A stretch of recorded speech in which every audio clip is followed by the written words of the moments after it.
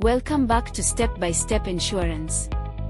In this episode, we are diving into one of the most important topics for parents, students, and guardians: education insurance in Kenya. How can you secure your child's education financially? What are the best education insurance plans available? And how do they actually work? We've gathered the most frequently asked questions on education insurance and broken them down in a simple, easy-to-understand way. Whether you're planning ahead or exploring your options, this episode has got you covered. Stay tuned, because by the end of this video, you'll have a clear roadmap to securing a brighter future for your loved ones. Let's get started. Education Insurance. Episode 4. Question 1. What is education insurance, then how does it work in Kenya?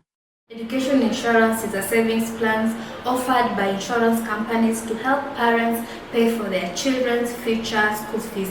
You pay regularly, and when the policy matures, the insurer pays out funds just when your child needs them the most, for example in high school or the university. Question 2. What are the benefits of taking education insurance in Kenya? Guaranteed school fees when needed, encourages disciplined saving. It acts as a life cover. If a parent passes away, your child education is still covered. Question 3. Which are the best education insurance providers in Kenya? Number 1, we have Britam Insurance, followed by Jubilee Insurance. Then we have Old Mutual UAP Insurance, followed by ICA Group Lion Insurance. Then CIC Insurance. Then the last one we have Madison Insurance. Those are the topmost insurance providers in Kenya.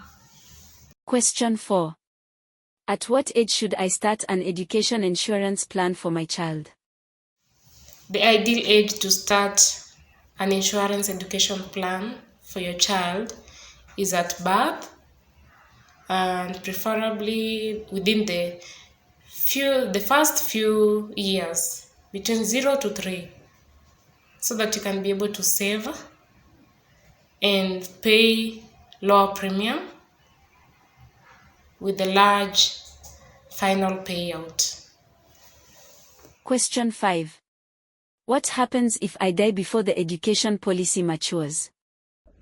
Most education policies come with what is called a life cover rider, and this rider is there to ensure that if the policyholder, if you end up passing away, that the insurance company will still provide your beneficiary, that is the child, with the full maximum sum assured once the policy comes to term. 2, some companies offer immediate payout or regular income to support the child's education even before the policy comes to an end. And 3, insurance company will sometimes, or rather they would provide a waiver of premium, meaning that the beneficiaries will not continue paying the premium that was there before, since they are no longer the policy holder. Question 6. Can I withdraw money from the education insurance policy before maturity? Yes, insurance companies do allow for early withdrawals, however with conditions, and mostly this is usually after 2 or 3 continuous premium payment.